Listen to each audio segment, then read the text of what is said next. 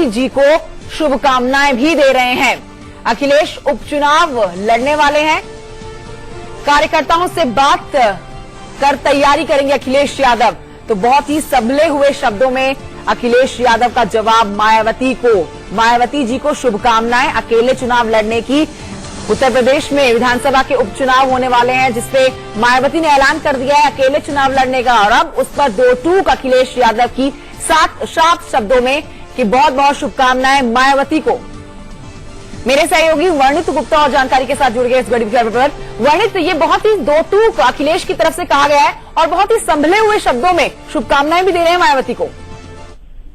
देखिए, अखिलेश जानते हैं कि ये रिश्ते जो है उनको बरकरार रखने, क्योंकि इन रिश्तों की जरूरत पड़ सकती है 2022 में भी, जब होंगे उत्तर प्रदेश के विधानसभा चुनाव।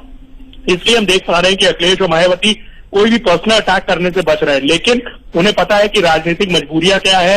उन्हें ये भी पता है कि गठबंधन जो है पूरी तरीके से फेल हो गया है और अब उनको नए विकल्प ढूंढने होंगे अगर उन्हें भाजपा को हराना है। इसलिए अब दोनों ने अपने रास्ते अलग कर लिए हैं। फिलहाल के लिए जो आरोप मायावती की तरफ से लगाए गए हैं उस पर अगर रामगोपाल यादव की अगर बात सुनी जाए तो उनका कहना है कि मायावती को गलत रिपोर्ट जो है वो दी गई है। ऐसा नहीं है, अगर यादव वोट बैंक अगर उनका साथ ना देता तो 10 सीट भी ना जीत पाती, वो सिर्फ 3 से 4 सीट पे ही सिमट के रह जाती। लेकिन वर्णित, यहाँ पर ये भी समझने वाली बात है, जिस तरह से कल मायावती ने बिल्कुल सारा ठीकरा अखिलेश यादव पर फोड़ दिया और सीधे तौर पर उनको नासमझ करार दिया, जिनको राजनीति की जानकारी ही नहीं है, जो अपनी ही पार्टी के लिए यादव वोट नहीं जुटा पाए। ऐसे में अखिलेश यादव का ये जवाब बहुत ही संभले हुए शब्दों में करारा जवाब मायावती को कहा जाएगा। लेकिन निश्चित रूप से करारा जवाब है। उन्होंने कहा है कि अगर मायावती सोच रही है कि वो अकेले चुनाव लड़ेंगी और वो अपने 11 सीट पे अपने प्रतिनिधि उतारेंगी, तो अखिलेश ने बोला है कि वो भी अपने प्रतिनिधियों के साथ उतरेंगे और मजबूती से उस चुनाव में लड़ेंगे। तो कहीं ना कहीं समीकरण जो है उत्तर प्रदेश की राजनीति के वो बदलते हुए नजर आ रहे हैं। इसके कई मायने भी हैं, लेकिन मैं आपको फिर वही चीज कहना चाहूंगा कि दोनों ही बहुत ही संभल के बोल रहे हैं, क्योंकि उन्हें पता है कि अगर आगे कभी अगर एक दूसरे की जरूरत पड़ी तो वो लोग साथ आए। ऐसे हमेशा रास्ते उनके पास अवेलेबल होने चाहिए और विरोधियों को ऐसा मौका नहीं देना चाहिए जिससे कि उनको आगे मौका मिले और वो जनता को भ्रमित कर सके। माना जा सकता है कि आने वाले समय में दोनों एक साथ नजर आए, फिर से जो गिले शिकवे बने हैं पार्टी के अंदर, गठबंधन के अंदर दोनों पार्टियों में, वो दूर होके बीजेपी को परास्त करने के लिए एक बार फिर से नजर आ जाए। देखिए, अगर बात किया जाए कि अभी आम चुनाव हुआ था वो पूरे देश का चुनाव था, उसमें कहीं ना कहीं फ्रैगमेंटेड दिखाई दे रहा था, टूटा हुआ बिखरा हुआ दिखाई दे रहा था ऑपोजिशन। लेकिन अगर बात किया जाएगा उत्तर प्रदेश की राजनीति में, तो यहाँ पे उन्हें पता है कि जो कोर ऑपोजिशन है वो सपा और बसपा ही है।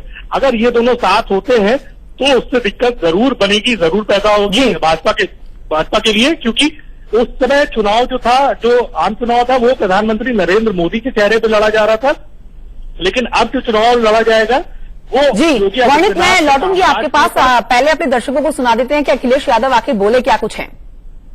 पार्टी भी 11 सीटों पर पार्टी ने जो कहा और मैंने जो कहा उनके प्रति हमेशा सम्मान रहेगा। जो पहले दिन मैंने कहा वो आज भी उसी तरह मैं रहूंगा। हालांकि रास्ते अलग हो सकते हैं, हमारा सिद्धांत अलग हो सकता है, हमारे एक दूसरे का काम करने का तरीका अलग हो सकता है, लेकिन कहीं न कहीं आपको आने वाले समय को देखते हुए राजनीतिक फैसले अगर लिए तो अच्छी बात है, मैं उसको बधाई देता हूं।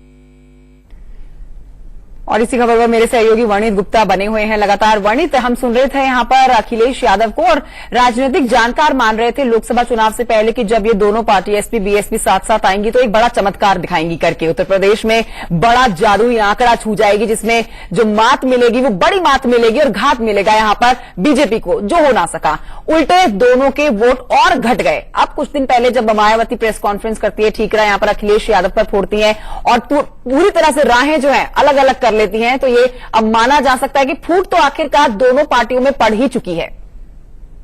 जो गठबंधन काम नहीं है उसको ढोने का कोई मतलब नहीं होता है, और शायद मायावती इस चीज को बहुत अच्छे से जानती है। उत्तर प्रदेश की राजनीति उन्होंने बहुत ज्यादा परखी हुई है, और अब जब लोकल लेवल की बात आती है तो उन्हें पता है, उन्हें अपने वोट बैंक के ऊपर भी विश्वास है। और वो जिस तरीके से अपने आंकड़े सामने रख रही थी, उन्होंने जिस तरीके से बताया कि अखिलेश यादव अपने भाई की सीट नहीं बचा पाए, अपने अपनी ठीक है। बीवी की जो सीट है वो नहीं बचा पाए। वर्णित, बहुत बहुत शुक्रिया आपका इस जानकारी के लिए। आगे बढ़ेंगे और आपको दिखाएंगे बिजनेस टॉप 10।